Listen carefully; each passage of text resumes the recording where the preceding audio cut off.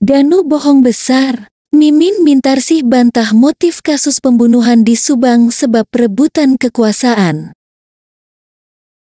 Pembunuhan Tuti Suhartini dan Amalia Mustika Ratu di Jalan Cagak, Subang, 2 tahun lalu terjadi dirumorkan karena motif perebutan yayasan sekolah milik Yosep Hidayah. Mimin Mintarsih, istri kedua Yosep, membantah motif tersebut, yang juga salah satu tersangka kasus tersebut.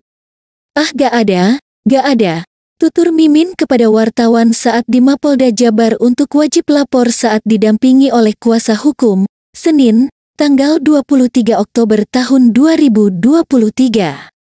Selama ini, Mimin mengatakan yayasan tersebut dikelola oleh suaminya Yosep Hidayah.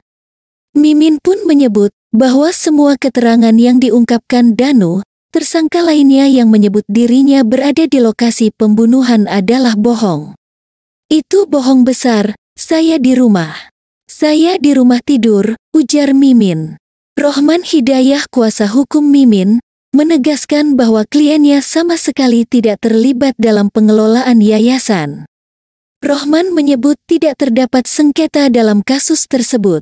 Bu Mimin tidak terlibat sama sekali setelah beberapa tahun ikut di sana dan tidak terlibat lagi. Kalau ada sengketa sebenarnya tidak ada, imbuh Rohman. Rohman Hidayah mengungkapkan, kliennya tidak hidup dari yayasan sekolah tersebut. Namun, kliennya hidup dari nafkah suaminya Yosep Hidayah dan anak-anaknya Arikhi dan Abi sudah bekerja. Bu Mimin tidak hidup dari yayasan itu dan Bu Mimin hidup dari nafkah Pak Yosep, anak-anaknya bekerja dan tidak ada kaitan dengan yayasan, ujar Rohman. Pengacara Emram Danu alias Danu, Ahmad Taufan menduga motif pembunuhan terkait harta yayasan pendidikan yang dikelola. Danu menjadi salah satu tersangka kasus pembunuhan Tuti Suhartini dan Amalia Mustika Ratu. Ahmad Taufan juga menduga motif lainnya yaitu kekuasaan. Motifnya itu menurut saya jelas harta dan kekuasaan, ujar dia, baru-baru ini. Sejak menjadi kuasa hukum Danu, Taufan menegaskan apabila kesulitan mencari pelaku maka yang dapat dilakukan, yaitu mencari motif. Ahmad menganggap penelusuran motif dapat dilakukan mulai dari keberadaan yayasan pendidikan yang dimiliki Yosep Hidayah. Kami tegaskan kalau kita sulit mencari pelaku lebih baik kita cari motifnya dulu karena di sini ada satu objek yang bisa ditelusuri dengan detail yaitu yayasan, ungkap Taufan.